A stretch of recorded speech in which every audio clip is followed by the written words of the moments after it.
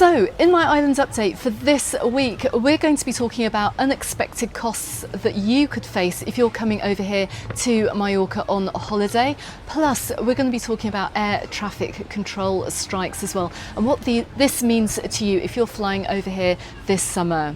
Now, I'm starting this video over here on Santa Ponsa Beach. It's a very, very hot day today, and later on in this video, I'm going to give you, as usual, the cruise news and the all-important weather forecast for the week ahead, but it's going to be a hot one. It's going to be a hot one. So I'm hiding out in the shade here, and I'm currently I'm in this restaurant here. It's called Miss You.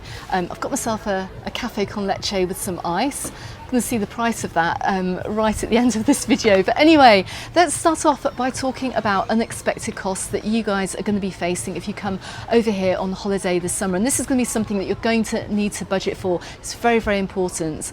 Now, for anybody staying in any kind of licensed holiday accommodation, so hotels, apartments, Airbnbs, licensed Airbnbs, you're going to have to pay a tourism tax, otherwise called an eco tax. Now, this is currently around, I would put a figure of it being around €3.30 per night. I do have an article all about this on my website. Check it out on MallorcaUndertheSun.com. I'll put a link to that article in the description text below this video. But anybody over the age of 15 years old is going to have to pay this tourism tax. And for 1 week, it's going to cost budget for around €25 per person over the age of 15, and you're going to have to pay this actually whether you're coming into the islands or even if you're a resident staying in any of the hotels. Gotta tell you, I wasn't particularly happy about this, but it's supposed to go towards environmental projects on the island to make the island a better place, and one day I'd love to give you some visibility about how this money is being used, but for the time being, just know that this has to be legally collected from you. It also isn't going to be part of your holiday as well, so you wouldn't have paid for this in advance. Even if you're staying in an all-inclusive hotel, you are going to have to pay for this separately, and it will be asked for when you do check into your hotel. Even if you're coming in on the cruise too, you're going to have to pay in the region of around €2, and that's going to be billed separately as well. But like I said, more information about that, check a link to an article I've written all about it. It's got all the information that you need to know. So I'm cutting in the clip here, and I'm recording this separately for attention, and I'm hoping that if you take anything away from this video, it's this. If you have to go to a hospital on holiday here in Spain, go to a public hospital unless you have the funds available to go private and then claim back on your health insurance or your travel insurance. Why? Because charges could run into the thousands of euros. So make sure before you travel, get your EHIC or your GHIC health cards. And again, I've made a video all about this. Please watch this before you travel, and please read an article I've written all about this as well, and also to find out where the public hospitals are here in Mallorca too. Okay, so what else? What other nasty hidden costs could you find that you maybe didn't budget for? Well, if you are hiring a car this summer, you're going to need to know about this. Now, the minute you hire your car, you could be hit with insurance upgrades. So sometimes these insurance upgrades could cost you almost the price of your holiday. So make sure you maybe bring out some third-party car hire insurance with you. It might be worth doing that just to make sure you're properly covered.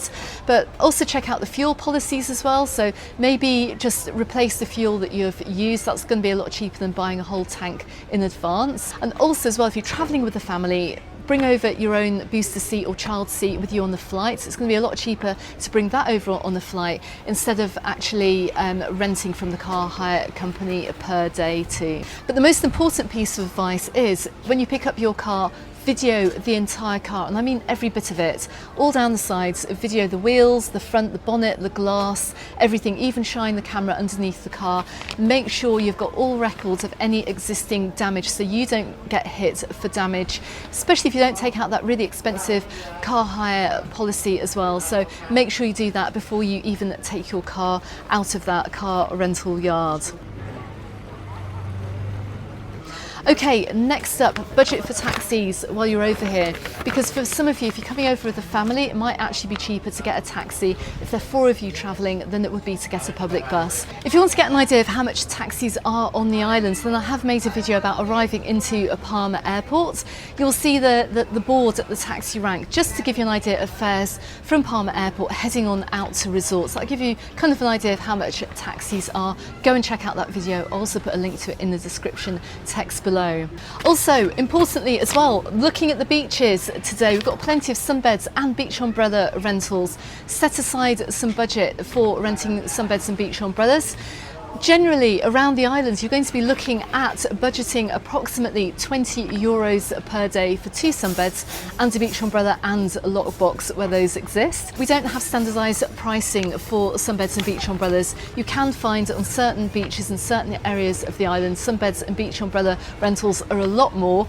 Go back and see my Cala Mayor video. They're currently at €70 for the day for the premium area of that beach. So just also be careful where you're sitting too before you make yourself comfortable and you realise that you're paying a lot more for your sunbed and beach umbrella than you originally thought. Alternatively, if you're coming here on a budget, it might actually be a little bit cheaper to just pick up a beach bed or a sun umbrella from a holiday shop here and then sell it on before you go.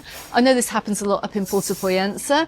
Alternatively as well, we've also got various hire shops such as Multi-Hire, say over in Puerto Poyensa as well. They rent out sunbeds and beach umbrellas for a week. They've got little carts as well. You can put everything in and take those along to the beach for you. So got a couple of options there. You don't have to spend €20 per day because after 5 days, that's going to be an extra €100 on your bill. And that's just to go to the beach without drinks. Also, bear in mind too that not all sunbeds and beach umbrellas are going to be free at the hotel accommodation that you're staying in. And we're just across the way here from the Verdemar apartments. I do know that you have to pay a daily rate for those, and once you've booked that, they're your sunbeds and beach umbrellas for the day. Just have to point out as well, because of the high temperatures, you don't need to hog your sunbed all day because it's going to be, I would guess, completely impossible for you to stay on your beach bed and sun umbrella all day in these really high temperatures that we're getting over here in Mallorca. So if you do have a free one at your hotel pool, just use it for the time that's needed and allow someone else to use it too.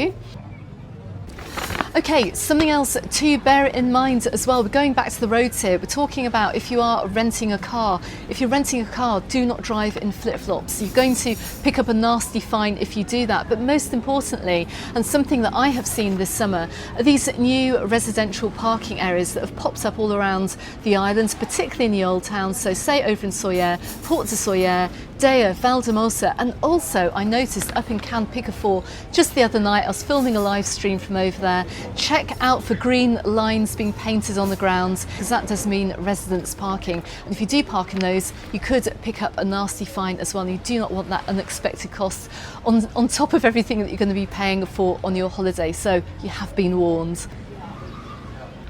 Okay, a couple of other points as well. In resorts as well, of course, you're going to be paying more in restaurants and anywhere with a sea view, like today as well, like in this restaurant here, which I'm in Santa Ponsa. You're going to be paying more for drinks and food wherever you get a sea view and in all the main holiday resorts than you maybe would do in the centre of Palma. So you are going to be paying much higher costs. But a couple of things to look out for. If you see menu boards without prices and you go down, sit down, you're presented with bread and alioli and olives, you could end up paying a much higher price for your meal. Also factor in as well that tapas dishes could be a very costly way to eat.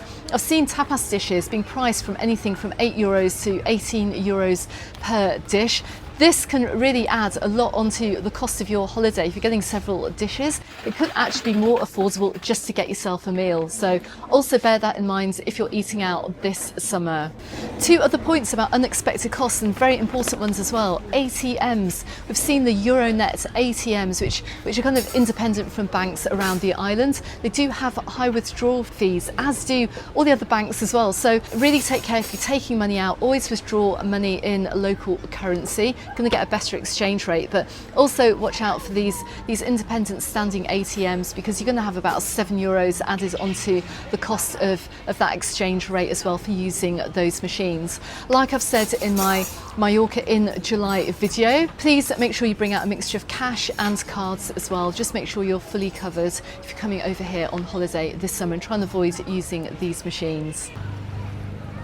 Finally, as well, if you're travelling from outside of the European Union, if you're coming in from the UK, if you're coming in from the USA, check your mobile data costs, because you could run up a nasty bill too. Check with your provider back home. It may well worth be getting an eSIM if you're over here on holiday, but just watch out for those expensive roaming costs too. But don't forget too, most places now have free Wi-Fi. You're going to have free Wi-Fi in your hotel. Most restaurants have free Wi-Fi too, but also there's a security risk attached to that as well, so just bear all of that in mind if you're using your mobile phone abroad this summer.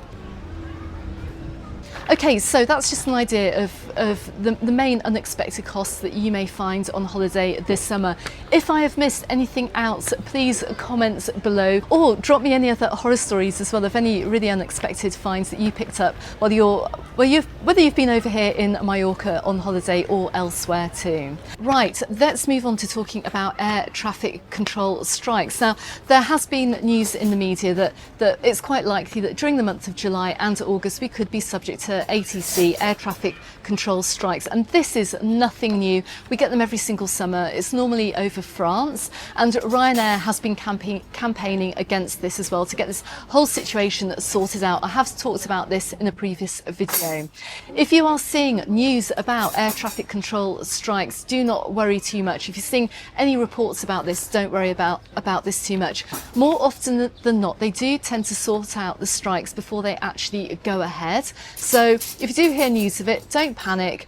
However, if you are going to the airport, and I do mention this in my Mallorca in July video, make sure you go prepared. And my motto for the summer is expect the worst and hope for the best. So apart from the fact that everything with regards to the airport is pretty much outside of your control, the information that you need to know is that your airline does have a duty of care to get you to the destination to which you're travelling. You will not be entitled to compensation if you do face an air traffic control strike, but the airline has to get you to where you are going by whatever means possible. So even if it means eventually having to get another flight with another airline. So just bear that in mind. I do have an article all about this. I'll also drop that in the description text below this video. Read that and be aware of your rights as well. But at the moment, I can't see there being too much to worry about. But the final thing I'm going to say about this as well is, if you haven't done so already, just make sure you've taken out really good travel insurance, because then you could be entitled to some form of compensation along the way as well. So you need that travel insurance anyway for your trip, whether or not you're bringing an EHIC or a GHIC health card. So just make sure you get that travel insurance sorted before you travel. Okay, so looking out on Santa Ponsa today, it's looking absolutely glorious, but we're going to head on now over to Palma Port and see what big cruises are coming in this week to help you plan for your day trip to Palma if you're hoping to see the capital city for this week. For this week, we have 46,000 passengers pouring through Palma Port. And the busiest day we're seeing for the week ahead is going to be on Monday. Today on the Monday, we're expecting in 13,000 cruise ship passengers, so Palma City is going to be busy. The quietest days of the week are going to be on Wednesday and Thursday, so maybe that could be a good time to plan your trip. But the other days as well of the week are going to be looking a little bit less busy, but we're going to be having a fair amount of cruise passengers in. I've said it last week, try and plan your day trip into Palma early in the morning or later on in the evening. Just dodge the really high temperatures if you can, which leads us on to the weather forecast for the week ahead. Well, what can I say? It's going to be a hot one. It's going to be another really hot one, and this is why I'm hiding out in the shade here. We're going to be seeing highs of at least 33 degrees for the week ahead.